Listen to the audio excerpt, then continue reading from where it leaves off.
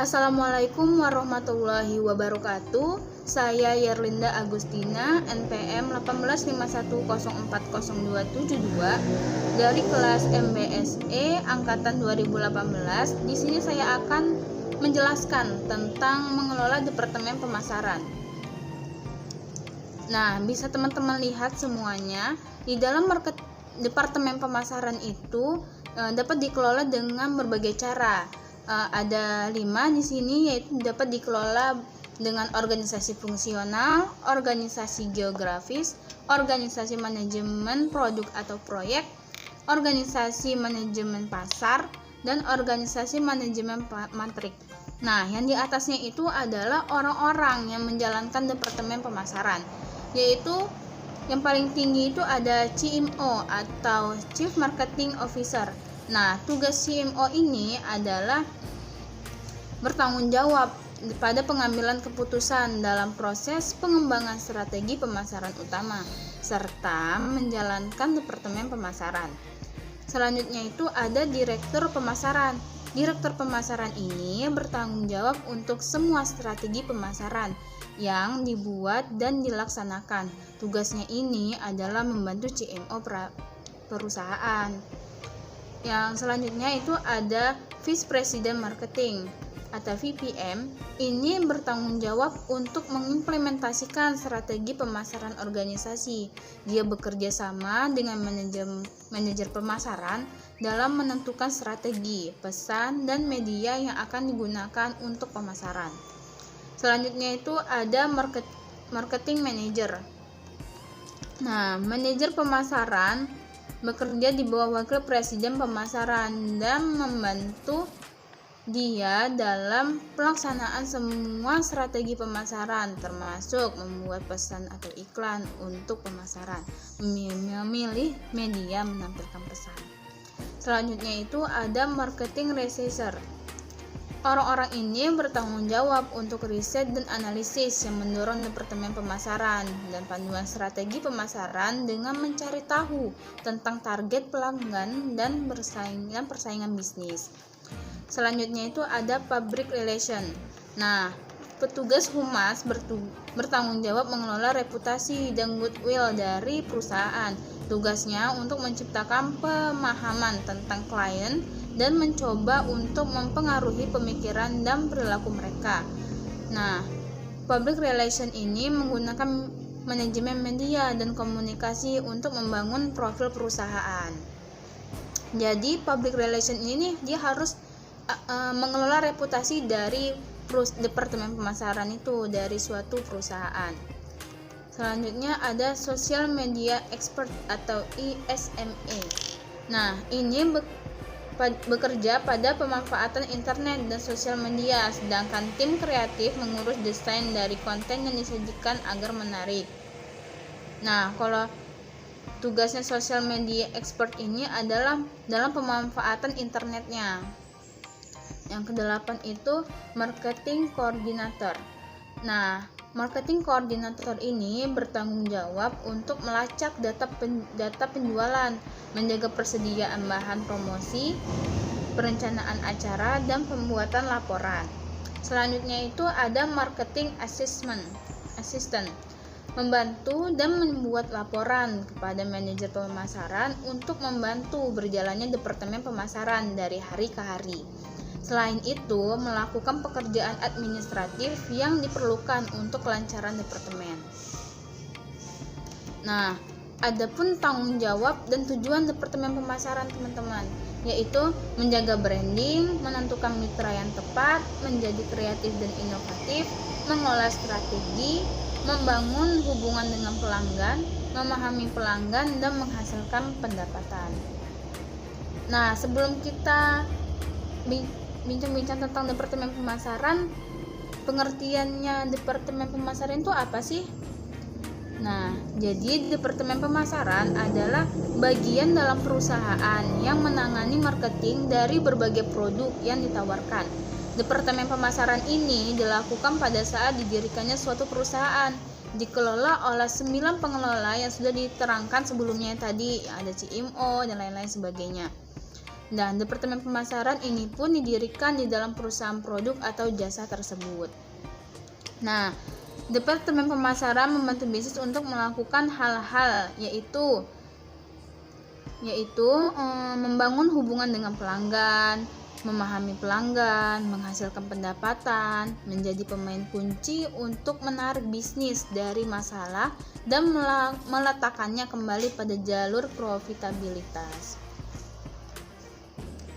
Nah, yang sudah saya terangkan tadi di dalam departemen pemasaran itu dapat dikelola dengan sejumlah cara yang berbeda, yaitu ada 5 caranya, yaitu dengan organisasi fungsional, organisasi geografis, organisasi manajemen produk atau merek, organisasi manajemen pasar, dan organisasi manajemen matrik atau yang saya singkat VGMMM.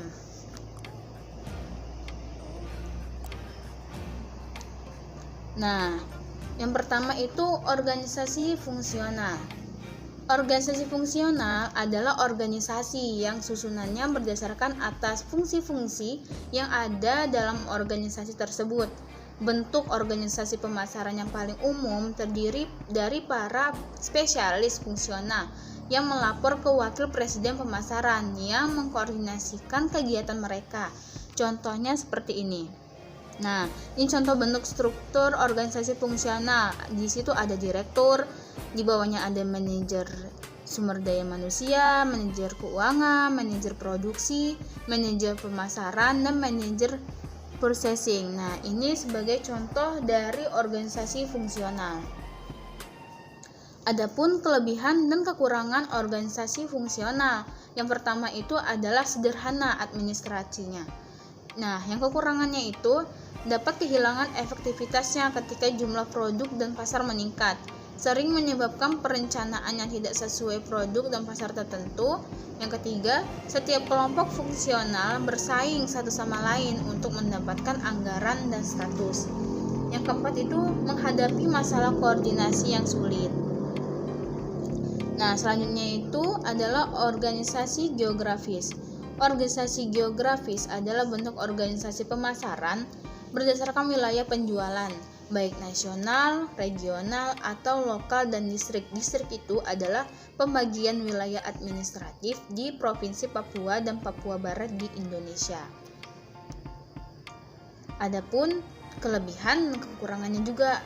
Ya, yang kelebihannya itu yang pertama, menambah spesialis pasar untuk mendukung usaha penjualan di pasar volume tinggi.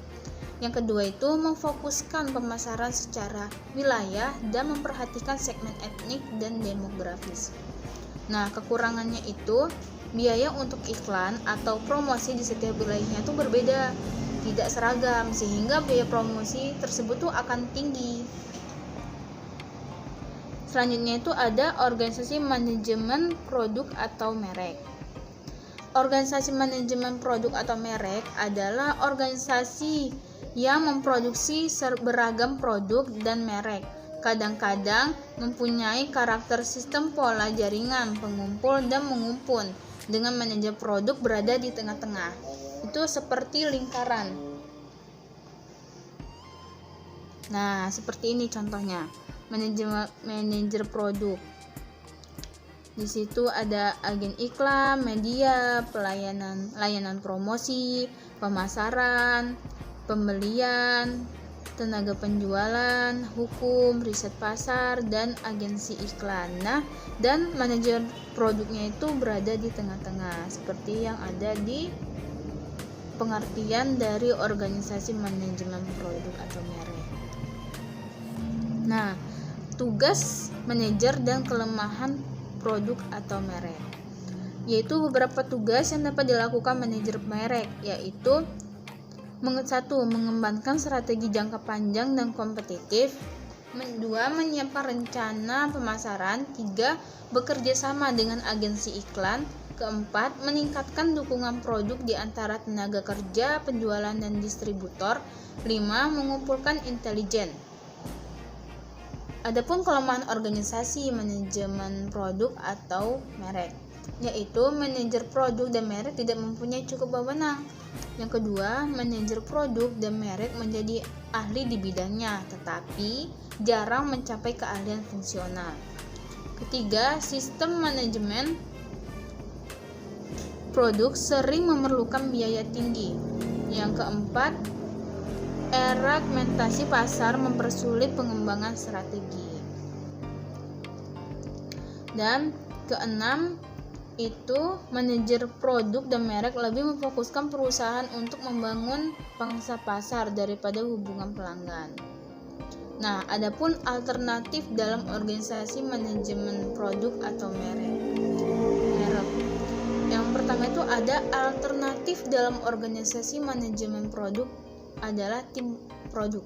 Nah, ada 3 jenis struktur, yaitu ada tim produk vertikal, tim produk segitiga, dan tim produk horizontal. Nah, seperti ini gambarnya kalau untuk tim produk vertikal. Tim produk segitiga ada PM, R, di situ ada DC, dan tim produk horizontal. Nah, ini keterangannya ada, bisa teman-teman baca ya. PM itu manajemen proyek, APM itu asas manajemen produk, PA itu adalah asisten produk, R itu periset pasar, C adalah spesialis komunikasi, S adalah manajer penjualan, D adalah spesialis distribusi, F adalah spesialis keuangan, dan E adalah insinyur. Adapun pendekatan tim produk segitiga dan horizontal memungkinkan setiap merek utama dijalankan oleh tim manajemen aset merek yang terdiri dari perwakilan kunci dari fungsi-fungsi yang mempengaruhi kinerja mereka.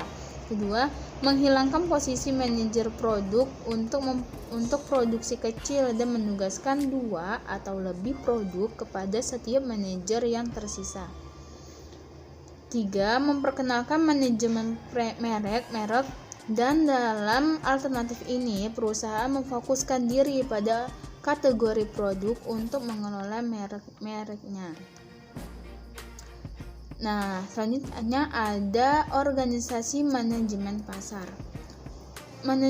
Manajemen pasar adalah orang staf dengan tugas yang sama dengan tugas manajer produk. Mereka mengembangkan rencana jangka panjang dan tahunan bagi pasar mereka. Adapun kelebihan dan kelemahannya juga. Kelebihannya itu adalah mengelola kegiatan pemasaran untuk memenuhi kebutuhan kelompok pasar yang berbeda. Yang kedua, tidak hanya memfokuskan diri pada fungsi, wilayah, atau produk pemasaran. Yang ketiga, fokus pada pelanggan. Nah, kelemahannya itu tugas manajer pasar cukup banyak seperti manajer produk. Nah, 3, wewenangnya terbatas dan ahli mengenai produk dan kurang keahlian dalam fungsional. Selanjutnya itu ada organisasi manajemen matriks, yaitu organisasi yang memproduksi banyak produk untuk banyak pasar mungkin menerapkan organisasi matriks. Sebagian perusahaan menyediakan konteks di mana matriks dapat berkembang mendatar. Organisasi yang ramping dan pelopor dalam pengembangan struktur matriks. Nah, kelebihan dan kelemahannya itu ada juga. Nah, dalam kelebihannya itu dia cocok untuk perusahaan multiproduk atau multipasar. Nah, kelemahannya itu adalah ada 2, wewenang terbatas dan tugas manajer banyak. Yang kedua itu biaya organisasi mahal dan sering menimbulkan konflik. Selanjutnya itu ada hubungan dengan departemen lain. Nah, di dalam konsep pemasaran, semua departemen harus memikirkan pelanggan dan bekerja sama untuk memuaskan hubungan dan harapan pelanggan. Wakil Presiden Pemasaran atau CMO tadi mempunyai 2 tugas, yaitu mengkoordinasikan kegiatan pemasaran internal perusahaan, 2, mengkoordinasikan pemasaran dengan fungsi keuangan, operasi, dan fungsi perusahaan lain untuk melayani pelanggan. Adapun kelebihan dapat bersama-sama menentukan kepentingan terbaik perusahaan. Kedua, perusahaan dapat memberikan seminar gabungan. Nah, kelemahan dari hubungan dengan departemen lain ini adalah dia mendefinisikan masalah dan tujuan perusahaan dari sudut pandang masing-masing. Karenanya, konflik kepentingan dan masalah komunikasi tidak dapat dihindarkan. Baik, Saya kira cukup yang dapat saya jelaskan. Saya akhiri. Wassalamualaikum.